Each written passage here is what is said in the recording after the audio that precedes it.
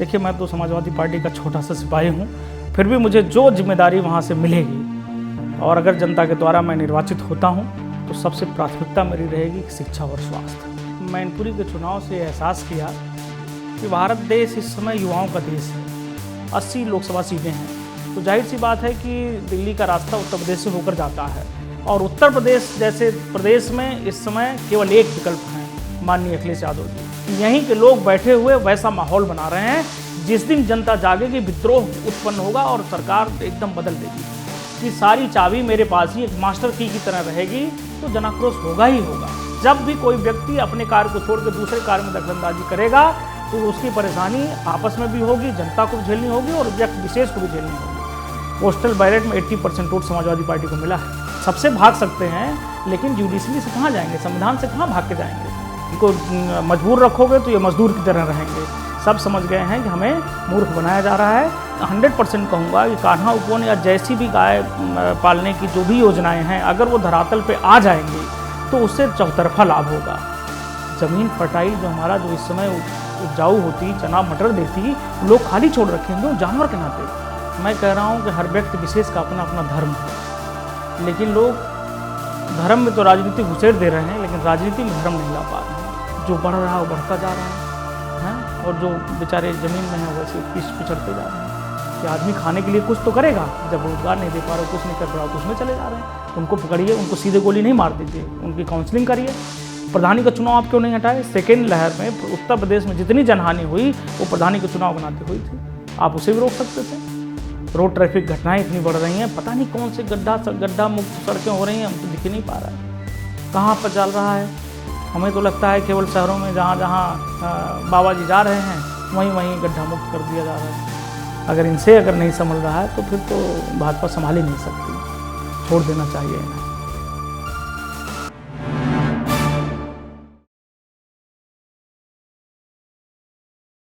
नमस्कार, आप देख रहे हैं NBC हिंदी का खास कार्यक्रम रूबरू। इस कार्यक्रम के जरिए हम आपको एक ऐसी शख्सियत से रूबरू करवाते हैं जो किसी परिचय का मोहताज नहीं होता, जो अपने क्षेत्र के लिए, समाज के लिए पूरी तरह से प्रतिबद्ध होता है, समाज सेवा जिसकी प्रमुख भावना होती है। इसी कड़ी में हमारे साथ बातचीत करने के लिए सूर्यभान यादव जी हैं। समाजवादी पार्टी के नेता हैं और समाज सेवा की अगर बात की जाए तो उन्होंने समाज में तमाम ऐसे कार्य किए हैं अपने क्षेत्र में, जिसके चलते लगातार ये चर्चा में रहते हैं।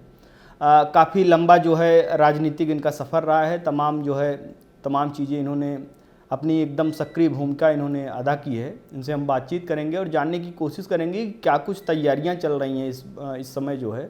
सर, सबसे पहले NBC हिंदी पर आपका बहुत बहुत स्वागत है। धन्यवाद। और सर, जानना चाहेंगे कि लगातार जो है समाजवादी पार्टी में आप समाजवादी पार्टी की सक्रिय राजनीति में आप जुड़े हुए हैं। मैनपुरी चुनाव में भी लगातार आप वहाँ पर थे और वहाँ पे भारी जन समर्थन भी मिला डिम्पल यादव को, ऐतिहासिक जीत भी हुई। तो किस तरह का सर आपको लग रहा है सब सारी चीज़ें जो आप लगातार समाजवादी पार्टी से आपको फीडबैक मिल रहा है? क्या कुछ उम्मीदें हैं 2024 को चुनाव को लेकर? मयंक जी, मैंने मैनपुरी के चुनाव से एहसास किया कि भारत देश इस समय युवाओं का देश है और जिस तरह से हमारे राष्ट्रीय अध्यक्ष जी माननीय श्री अखिलेश यादव जी का जन समर्थन मैनपुरी में मिला और लोगों ने, बड़े बड़े नेताओं ने, भाजपा के कई उप मुख्यमंत्री थे, उन्होंने भी कहा था कि ये उपचुनाव जो है देश को नई दिशा देगा, 2024 के चुनाव को नई दिशा देगा। और चुनाव काउंटिंग के जस्ट सुबह उन्होंने मैसेज भी किया था, ट्वीट किया था कि ये जो मैनपुरी की आज जो रिजल्ट आएगा उससे देश के 2024 के चुनाव का भविष्य निर्धारित होगा। लेकिन काउंटिंग ख़त्म होते होते वो ट्वीट डिलीट करना पड़ा। तो ये सभी जानते हैं कि उत्तर प्रदेश जो है भारतीय राजनीति में बहुत रोल प्ले करता है। 80 लोकसभा सीटें हैं, तो जाहिर सी बात है कि दिल्ली का रास्ता उत्तर प्रदेश से होकर जाता है। और मैनपुरी का चुनाव, चूँकि मैनपुरी माननीय जो स्वर्गीय नेताजी थे जिनका कोई जवाब नहीं था, धरती पुत्र कहे जाते हैं, उनकी श्रद्धांजलि थी। मैनपुरी की जनता ने जो उन्होंने देश के लिए किया, जो उन्होंने मैनपुरी के लिए किया, उसका ऋण जो है कहिए या जैसे भी कहिए, विनम्र श्रद्धांजलि कहिए, मैनपुरी की जनता तो ऋण अपना चुका ले गई। उपचुनाव में जिस भारी मतों से डिम्पल भाभी को विजयी बनाया उन्होंने, उसके लिए मैं मैनपुरी की जनता को भी धन्यवाद देता हूँ। लेकिन इसके साथ साथ ये भी उस चुनाव के निष्कर्ष निकले कि इस समय भारतीय राजनीति में युवा नेता की ज़रूरत है और उत्तर प्रदेश जैसे प्रदेश में इस समय केवल एक विकल्प हैं, माननीय अखिलेश यादव जी। सही शब्दों में कह दूं कि आज़ादी के पहले जैसे हालात हैं। आज़ादी के पहले तो अंग्रेज़ों का रूल था, लेकिन इस समय अंतर यह है कि यहीं के लोग बैठे हुए वैसा माहौल बना रहे हैं। जिस दिन जनता जागेगी, विद्रोह उत्पन्न होगा और सरकार एकदम बदल देगी, और ये ज़्यादा से ज़्यादा साल भर का समय बचा हुआ है। मैं बीजेपी के तमाम नेताओं का ये कहना होता है कि भारतीय जनता पार्टी के शासनकाल में पूरी तरह से सारी चीज़ें बहुत ही स्पष्ट हो गई हैं, सब कुछ बहुत क्लियर हो गया है, कोई लूट खसोट ये सब सारी चीज़ें, ट्रांसफ़र पोस्टिंग सब ये सब रुकी हुई हैं, जिस वजह से तमाम चीज़ें जो है बेहतर चीज़ें चल रही हैं। और साथ ही साथ में अभी आए दिन आप देखे होंगे, कुछ दिन पहले की बात है, अधिकारियों और जनप्रतिनिधियों में, विधायकों में ठंड सी गई थी उत्तर प्रदेश में। तो एक मतलब प्रशासनिक जो अमला है और राजनीतिक अमला दोनों में बड़ा जो है खींचतान का जो माहौल रहता है, और योगी जी भी लगातार उसको लेकर संज्ञान में लेते हैं, लगातार अधिकारियों के फेवर में सब सारी चीज़ें होती हैं। और आलम यह है कि वहाँ के विधायक जो हैं उनकी भी तमाम पीड़ा रहती है कि अधिकारी उस हिसाब से सुनते नहीं हैं। तो ये मिसमैनेजमेंट कहेंगे क्या, किस तरह से? ये मिसमैनेजमेंट ही है। देखिए, जब भी कोई सत्ता का चुनाव होता है तो सत्ता में तमाम मंत्री बनाए जाते हैं, कोटा होता है, हर मंत्री को अपना अधिकार दिया जाता है। उनके अधिकार देने के बाद जब ये प्रथा जब से चल गई है कि सत्ता का केंद्रीकरण हो जाना, कि सारी चाबी मेरे पास ही एक मास्टर की तरह रहेगी, तो जनाक्रोश होगा ही होगा। भाई, जिस नेता को, जिस मंत्री को आपने जिस अधिकार को दे दिया, वो अपना काम नहीं कर पाएगा। मैं कह रहा हूँ, मैं किसी का नाम नहीं ले रहा हूँ, स्वास्थ्य मंत्रालय है, वहाँ हमने नाम दे दिया कि भाई ठीक है, आप स्वास्थ्य मंत्रालय देखेंगे, लेकिन उसके बाद जो चल रहा है कि वहाँ अपने ट्रांसफर पोस्टिंग नहीं हो रही है, उनको जानकारी तक नहीं है। उनका स्टेटमेंट है डिप्टी सीएम का कि हमें जानकारी नहीं थी, हमारे डिपार्टमेंट में ट्रांसफर हो गया, मुझे पता ही नहीं। तो ये चीज़ें वास्तव में सत्ता का दुरुपयोग ही कही जाती है। या तो आप उनकी कदर नहीं कर रहे हैं, उनकी कदर नहीं कर रहे हैं, तो जनभावना की कदर नहीं कर रहे हैं आप। ये जनमानस ही नहीं, जब अब इस सरकार में ऐसे लोग परेशान हैं तो आम जनमानस का क्या हाल होगा। मैं तो डॉक्टरी फील्ड से हूँ, ऐसे ऐसे डॉक्टर का ट्रांसफ़र हुआ है जो पोस्टेड हैं, बदायूं में हो गया, बहराइच में, जबकि मानक है कि आप 300 किलोमीटर से दूर नहीं भेज सकते। आप भेज दिए 800 किलोमीटर दूर, 700 किलोमीटर दूर, उनका कैसे काम चलेगा? कोई भी मानक का ध्यान नहीं रखा गया। जब भी कोई व्यक्ति अपने कार्य को छोड़कर दूसरे कार्य में दखलंदाजी करेगा तो उसकी परेशानी आपस में भी होगी, जनता को भी झेलनी होगी और व्यक्ति विशेष को भी झेलनी होगी। तो ऐसे तमाम चीज़ें हैं जो आप कह रहे हैं, जनता में चल रहा है। ऐसे नहीं बात उठ गई थी कि हम जो है 100 विधायक दे रहे हैं, आप सीएम बन जाइए। कहीं न कहीं से धुआं उठा होगा, बात आई होगी, तब न कही जाती है। बाद में उसे भाई ठीक है, केंद्र में भी हैं, यहाँ भी हैं, दबा के उसको मैनेज कर लिया जा रहा है। लेकिन आप जनमानस, जनता का ये हाल है, उत्तर प्रदेश नहीं पूरे देश का ये हाल है कि कहीं भी कुछ चीज़ें सुचारू रूप से नहीं चल रही हैं। सर, आप जौनपुर के रहने वाले हैं। जौनपुर की अगर सक्रिय राजनीति की बात की जाए, 9 विधानसभा सीटें हैं। 9 विधानसभा सीटों में 5 जो है समाजवादी पार्टी के पास है, और इसके अलावा जो 4 सीटें जो गई हैं, 4 सीटों में बहुत कम अंतर से, चाहे मड़ियाहू की बात कर लें, बदलापुर की बात कर लें, या जो है ये आपका मड़ियाहू, बदलापुर, इसके अलावा जौनपुर सदर में रिकाउंटिंग हुई, मंत्री जी थे वहाँ पर गिरीश चंद्र यादव, और इसके अलावा आपके शाहगंज में बहुत कम अंतर रहा। यानी कुल मिला जुला के अगर 9 सीटों में अगर देखा जाए तो वोट परसेंटेज समाजवादी पार्टी का पूरी तरह से जौनपुर में जनादेश जो है समाजवादी पार्टी को वहाँ पर मिला हुआ है। ये किस तरह से आप देखते हैं कि लगातार जो है सब सारी चीज़ें उस हिसाब से हुई, वहाँ से मंत्री भी थे, वो भी यादव थे, इसके बावजूद भी इस तरह की सब सारी चीज़ें हो जाती हैं? इसमें मैं ये कहूँगा, मैं किसी का नाम नहीं लूँगा, लेकिन जो कम अंतर रहा और जो रिकाउंटिंग हुई वो सत्ता का दोष कहिए, सीधा वो सत्ता का दोष कहिए। वोट के मामले में समाजवादी पार्टी के तमाम बड़े नेताओं से मेरी बात हुई, उनका ये कहना था कि केवल मशीनरी का मिसयूज कर लिया, नहीं तो 9 सीटें हुआ है वहाँ समाजवादी पार्टी। और आपको मैं बताऊं कि वोट परसेंटेज जितना बढ़ा हुआ है समाजवादी पार्टी का, जितना वोट परसेंटेज उस समय बढ़ा था, वो कहीं न कहीं सही पारदर्शिता से दिखाया नहीं गया। इसमें कुछ हद तक दोष जो है, मैं ये भी कहूँगा, जब काउंटिंग हो रही थी तो सबसे पहले बैलेट पेपर की काउंटिंग होती है। जो कर्मचारी वर्ग, जितने लोग ड्यूटी में लगे होते हैं, अपना पोस्टल बैलेट वाला होता है। पोस्टल बैलेट में 80% वोट समाजवादी पार्टी को मिला है। मैं कह रहा हूँ, अगर पोस्टल बैलेट में 80% वोट मिला है तो वही लोग तो घर में उसी परिवार में रहते हैं। वोट तो 100% उस समय समाजवादी पार्टी का था, लेकिन कहीं न कहीं दुरुपयोग हुआ है और उसके सभी साक्षी हैं, सब कहते हैं, एक सिरे से सबके, आप कहीं पे बैठेंगे उसकी चर्चा है। और वो भी जो है देखिए, चलिए ठीक है, इनको अवसर मिल गया दोबारा भी ये करें, लेकिन जब तक ये आएगा ना रिजल्ट, जब तक फिर चुनाव आ रहा है 2024 में, तब तक जनता की भावनाएं उमड़ के आ चुकी होंगी, तूफान का रूप ले लेंगे एकदम, और तूफान अच्छे अच्छों को बहा देता है। तो ये स्थिति पैदा हो रही है उत्तर प्रदेश में। मैनपुरी से लेकर लखनऊ तक लगातार जो है, सैफई की बात की जाए, इटावा की बात की जाए, लगातार आप सक्रिय हैं पूरी तरह से। कितनी उम्मीदें हैं, क्या कुछ चीज़ें आपको निकल कर आपके हिसाब से सामने आ रही हैं कि हमको समाजवादी पार्टी भरोसे पर ले सकती है? अगर मान लीजिए समाजवादी पार्टी आपको टिकट देती है लोकसभा के लिए, किस तरह की सब सारी चीज़ें आप सेट करके रखे हैं जिसके आधार पर समाजवादी पार्टी के खाते में जौनपुर की सीट डालने का काम करेंगे? देखिए, समाजवाद की परिकल्पना समाजवादी पार्टी ने जो की है, उस संविधान में समाजवाद की परिकल्पना से ली गई है। तो बीच में कुछ ऐसी किंवदंतियाँ उड़ाए, कुछ ऐसा माहौल बनाए कि लोग थोड़ा सा दूरी बनाए, लेकिन इस समय सबको लग रहा है जिस हिसाब से अभी आप देख लीजिए, जो निकाय चुनाव हो रहा है, निकाय चुनाव जो हो रहा है अभी आपके सामने, उसमें जो आरक्षण की पद्धति, मैं कह रहा हूँ यही चुनाव तो तब से लागू हो जा रहा है, जैसे जिसका आरक्षण था उसको दिया जाता था, लेकिन इस समय ऐसी कौन सी कैलकुलेशन आ गई आरक्षण में कि आपको हाईकोर्ट में जाना पड़ रहा है और हाईकोर्ट स्टे दे रही है। हाईकोर्ट ने स्टे दे दिया चुनाव में ना, क्यों? कहीं न कहीं खामी पाई गई है। भाई आप सबसे भाग सकते हैं, लेकिन जुडिशली से कहाँ जाएंगे, संविधान से कहाँ भाग के जाएंगे? उससे तो भाग नहीं सकते। उन्होंने रोक लगा दिया ना, आपको फिर से आरक्षण की प्रक्रिया पर ध्यान देना होगा, कैसे कैसे कहाँ आरक्षण देना होगा। तो वही चीज़ ये चुनाव में है, ये चीज़ें नौकरी से लेके हर जगह में ऐसे मनमानी की जा रही है, और ये सबके संज्ञान में आ चुका है। उस दिन तक तो ठीक है, वो हल्ला मचा लिए, लेकिन अब निचला वर्ग, पिछड़ा वर्ग भी हमारा समझ चुका है। प्रजापति, लोहार, कुम्हार, बिंद के नाम पे भी जो लूटा जा रहा है ना, जिस हिसाब से वहाँ की ये कि भाई इनको, मैंने तो उसमें देखा है कि इनको मजबूर रखोगे तो ये मजदूर की तरह रहेंगे, हैं? उन्हीं के वोट के बदौलत आज विदेश घूमा जा रहा है। समाज के लिए क्या किया किसी ने, बताइए? तो ये सब जाग गया है, सब रोटी खा रहा है, रोटी खा रहे हैं, सबके पास दिमाग है, सब समझ गए हैं कि हमें मूर्ख बनाया जा रहा है। अब चूंकि डंडा लाठी लेके तो निकलेंगे नहीं, अवसर जब आता है बैलेट पेपर से ही जवाब दिया जाएगा, उसका समय आने दीजिए। 2024 अब कितनी दूर है। ग्रामीण क्षेत्र के आप भी रहने वाले हैं सर, जौनपुर से ही। एक बड़ी समस्या है आवारा पशुओं की, और बीते लगभग 5 सालों में अगर देखा जाए तो ये धीरे धीरे मामला बढ़ता जा रहा है। कागजों पर जिक्र होता है कान्हा उपवन का, लेकिन ज़मीन पर क्या कुछ है, वहाँ के किसानों से अगर बात कीजिए तो दर्द बयां करते हैं।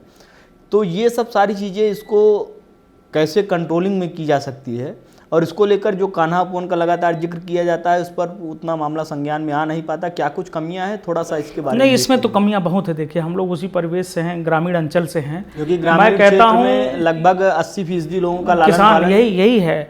लेकिन ये मैं 100% कहूँगा कि कान्हा उपवन या जैसी भी गाय पालने की जो भी योजनाएं हैं, अगर वो धरातल पे आ जाएंगी तो उससे चौतरफा लाभ होगा। मैं कह रहा हूँ, आज जिस तरह से आवारा पशु छूटे रहते हैं, आवारा पशु कहाँ जाते हैं? खेत में वो खाने के साथ साथ, भूसा खाने के साथ साथ अनाज भी खा ले रहे हैं। उसका जो भी है, जो भाई अनाज के बाद जो बचता है वो वही ना खाएंगे वो। अगर उनका मैनेजमेंट पहले से किया जाए तो किसान भी फलीभूत होगा, उसको अनाज मिल जाएगा, और जब उसको अनाज मिलेगा तो भूसा भी मिलेगा, पुआल भी मिलेगी। लेकिन जब हमारे इस मिसमैनेजमेंट के कारण जब जानवर बांध ही नहीं जा रहे हैं, तो ना अनाज हो पा रहा है, ना भूसा हो पा रहा है। इससे बहुत तगड़ी समस्याएं बढ़ती ही जा रही हैं, और जब तक इस पर अंकुश नहीं लगेगा, किसान भी परेशान होगा, आम जनमानस परेशान होगा। कितने RTI रोड ट्रैफिक एक्सीडेंट कितने बढ़ रहे हैं आप देखिए। इसमें कहीं रात में चलते रहिए, जानवर बैठे हुए हैं, जानवर अचानक आ जा रहा है। ये सब भी तमाम तरह की समस्याएं हैं। अगर इसका मैनेजमेंट ढंग से करें, जानवर को एक ही जगह रखें, कान्हा उपवन को सही जमीन पर योजना ला दें, तो इतना भूसा हो जाएगा इफरात। नहीं तो आजकल सब केवल कागजों में चल रहा है, सब इसमें लिपापोती चल रही है, लेकिन वहाँ न जानवर है न भूसा है। अगर उसे बांध देंगे तो उतना भूसा किसान स्वेच्छा से दे देगा, जब उनके पास पैदा होगा तभी तो देंगे।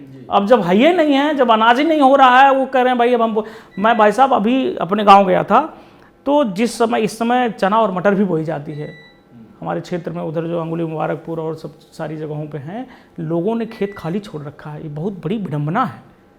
ज़मीन फर्टाइल जो हमारा जो इस समय उपजाऊ होती, चना मटर देती, लोग खाली छोड़ रखे हैं, क्यों? जानवर के नाते।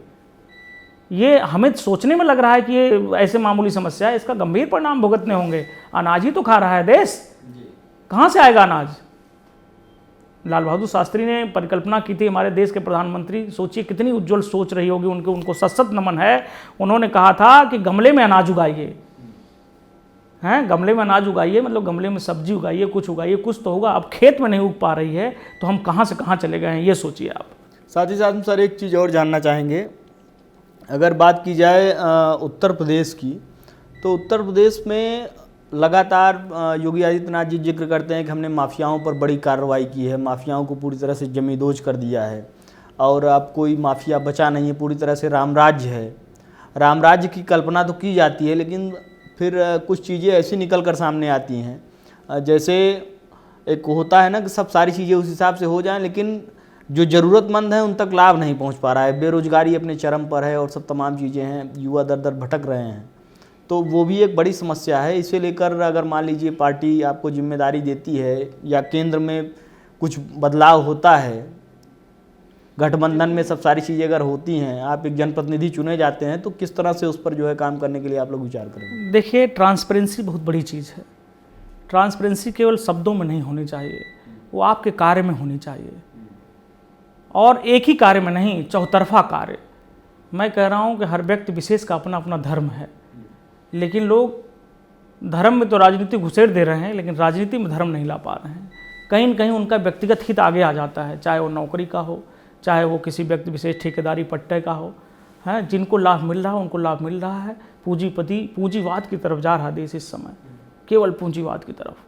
जो बढ़ रहा है वो बढ़ता जा रहा है, हैं, और जो बेचारे ज़मीन में हैं वैसे पिछड़ते जा रहे हैं चारों ओर।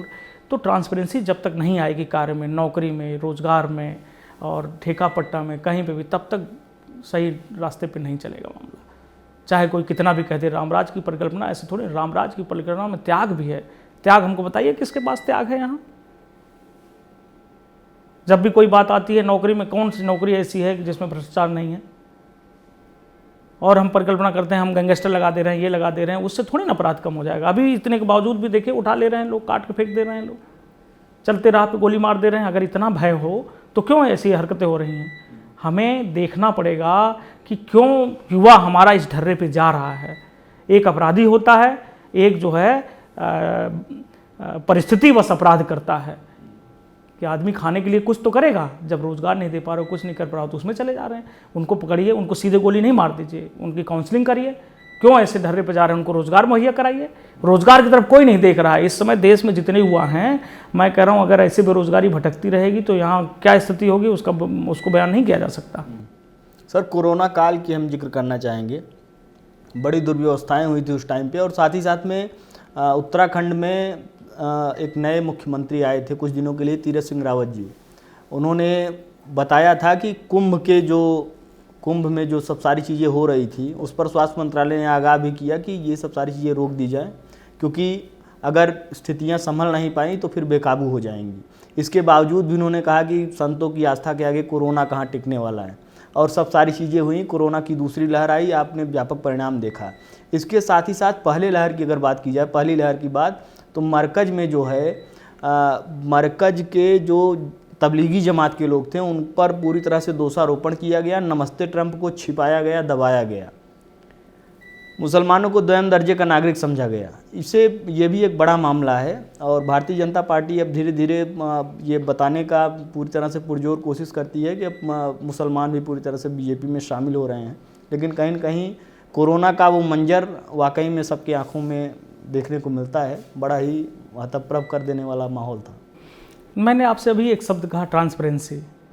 ट्रांसपेरेंसी जब तक नहीं आएगी, आप हमेशा अगर द्वय रूप का धारण करेंगे कि आपके साथ कुछ अलग व्यवहार, आपके साथ कुछ अलग व्यवहार, जब तक पूरे देश में एक विचार नहीं लागू होगा।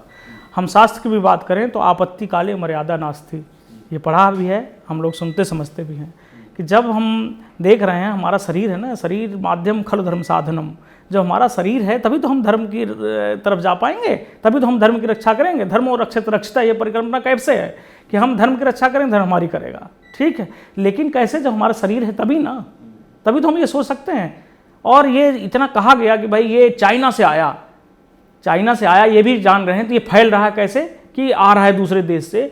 तो हम ऐसे भारत देश में रहते हुए ऐसे कैसे मान सकते हैं कि जहाँ कुंभ में इतनी भीड़ होती है उससे कोरोना नहीं फैलेगा? कैसे सोच सकते हैं? मैं भी बहुत धार्मिक आदमी हूँ, लेकिन मैं धर्म तभी कर सकता हूँ जब मैं स्वस्थ रहूँगा ना, तभी तो पूजा पाठ कर सकता हूँ मैं जी। और उसमें लिखा भी है कि आपत्ति काले मर्यादा नास्ति। तो कोरोना से बड़ी आपत्ति काल उसमें कौन सा था? आपने अभी निकाय चुनाव को आप हटा दे रहे हैं, हाईकोर्ट का आदेश आ गया। प्रधानी का चुनाव आप क्यों नहीं हटाए? सेकेंड लहर में उत्तर प्रदेश में जितनी जनहानि हुई वो प्रधानी के चुनाव के नाते हुई थी, आप उसे भी रोक सकते थे। ये भी 3-4 महीना रुकेगा, मुझे लग रहा है निकाय चुनाव 2-3 महीना अब टलेगा, उस समय 2-3 महीने टल जाता। बंगाल में भी चुनाव हुआ। सर साथ ही साथ में जानना चाहेंगे कि अगर मान लीजिए, हमारा आखिरी सवाल है ये, हम ज़्यादा समय नहीं लेना चाहेंगे, अगर मान लीजिए समाजवादी पार्टी आपको भरोसे पर लेती है, आपको टिकट देती है, लोगों का भरोसा आपको मिलता है, आपको जनादेश मिलता है, 5 साल में वो कौन से ऐसे कामकाज होंगे जौनपुर की जनता के लिए जिसे आप प्रायोरिटी पर करना चाहेंगे, जिसके आधार पर ज़मीनी लोगों तक सब सारी मूलभूत सुविधाएं पहुंच सकें? देखिए, मैं तो समाजवादी पार्टी का छोटा सा सिपाही हूँ, फिर भी मुझे जो जिम्मेदारी वहाँ से मिलेगी और अगर जनता के द्वारा मैं निर्वाचित होता हूँ तो सबसे प्राथमिकता मेरी रहेगी शिक्षा और स्वास्थ्य। मेरा ये मानना है कि आदमी शिक्षित होगा तो अपने आप अपनी देखभाल, अपने लोगों की देखभाल करेगा। स्वास्थ्य उसका सही होगा तो बहुत सारी चीज़ें अपने आप ख़त्म हो जाती हैं। शिक्षा स्वास्थ्य के बाद हमारा जो वहाँ इंफ्रास्ट्रक्चर बहुत ही ख़राब हुआ पड़ा है जौनपुर का, जबकि हमारा जौनपुर कभी कभी वहाँ 27-27 मंदिर हुआ करते थे मेन, लेकिन इस समय भी अभी देखिए तो सारी रोडें ऐसी पड़ी हैं। बाबा जी कहते हैं कि हम गड्ढा मुक्त करेंगे, हम कह रहे हैं जौनपुर में शाहगंज विधानसभा की बात मैं कर रहा हूँ, तमाम ऐसी रोडें हैं, मेन रोडें हैं जहाँ जनता चलते हुए अगर मुंह बंद करके ना चले तो उसका दांत से होंठ कट जाए उसका। रोड ट्रैफिक घटनाएं इतनी बढ़ रही हैं, पता नहीं कौन से गड्ढा मुक्त सड़कें हो रही हैं, हम तो दिख ही नहीं पा रहा है कहाँ पर चल रहा है। हमें तो लगता है केवल शहरों में जहाँ जहाँ बाबा जी जा रहे हैं वहीं वहीं गड्ढा मुक्त कर दिया जा रहा है। बाबा जी को एक बार पूरे प्रदेश का दौरा अपने व्यक्तिगत लोगों से कराना चाहिए कि कहाँ सड़कें गड्ढा मुक्त हो रही हैं। बाबा जैसे लोग जो इस समय अगर कहा जाए तो इनकी जितनी ट्रांसपेरेंसी कौन कर सकता है। इन भाई ये त्याग पुरुष भी हैं, ट्रांसपेरेंसी भी अपने अंदर लाएं, है ना। अगर इनसे अगर नहीं संभल रहा है तो फिर तो भाजपा संभाल ही नहीं सकती, छोड़ देना चाहिए इन्हें। NBC हिंदी को अपना कीमती समय देने के लिए सर बहुत बहुत धन्यवाद, बहुत बहुत धन्यवाद जी। तो ये थे हमारे साथ डॉक्टर सूर्यभान यादव जी, जिनका साफ तौर पर कहना है कि जनता अगर इन्हें भरोसे पर लेती है, समाजवादी पार्टी इनको लोकसभा चुनाव में टिकट देती है, जनता भरोसे पर लेती है, इन्हें जनादेश मिलता है, तो पूरी तरह से स्थानीय लोगों के मूलभूत मुद्दों को प्राथमिकता पर लेते हुए, उनके कल्याण को, सब सारी चीज़ें उनके हित में सोचते हुए बेहतर से बेहतर करने का प्रयास करेंगे। देश दुनिया की तमाम बड़ी खबरों के लिए जुड़ रही है हमारे साथ, देखते रहिए NBC हिंदी।